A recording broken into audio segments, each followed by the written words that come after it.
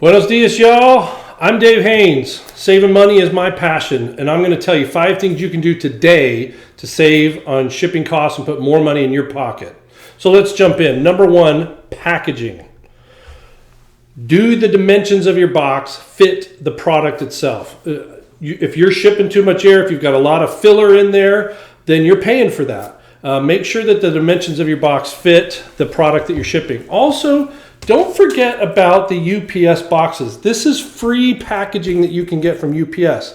Now, it can only be used for air freight, but that includes anything you're shipping 2-day or an economy air freight, or in addition, international. So especially if you're shipping anything international, consider the UPS box because that's free. You're saving on your packaging costs for that. Number 2, use ground when you can. I see a lot of companies that ship things 2 days because they're trying to keep their customers happy, and believe it or not, it could have arrived, if you would have shipped it ground, it could have arrived either in 1 day or 2 days for most of your destinations.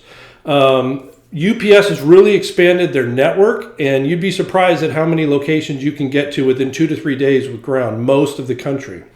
Second thing, use ground also to convert some of your post office business. Number 3, returns. What a lot of people don't know is that for some customers, people like FedEx will give you a different rate for your returns than they do for your outbound shipping.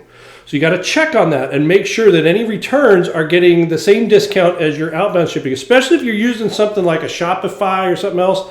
If you're paying for the back end or you're paying for the return, you are not getting the same rate that you did before. The other thing to consider with returns is whether or not to abandon the freight. You know, because take into consideration that you've got to pay for the return of that freight, or somebody has to pay for the return of that freight.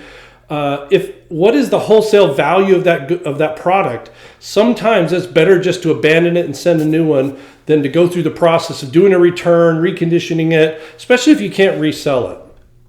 Number 4, if you are importing internationally, right now is a crazy time. Prices are 10 times what they were a couple of years ago.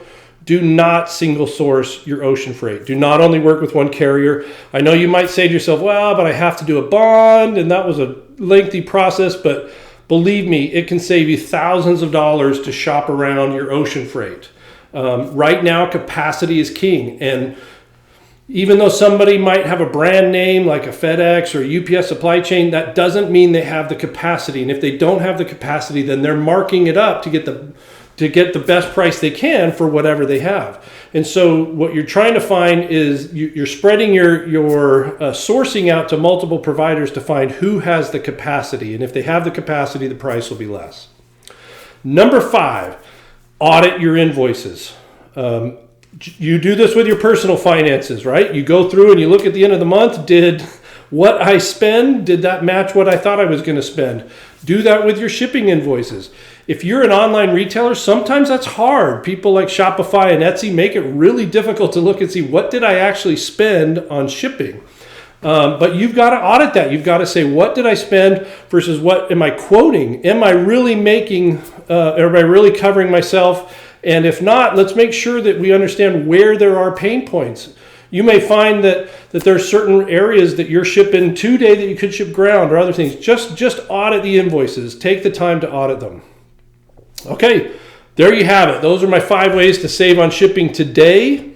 I'll be releasing videos about each of these items in more detail. So if you want to see more in-depth discussion on each one of these 5 items as well as other items, subscribe to my channel today and I'll show you regularly how to save money on your shipping.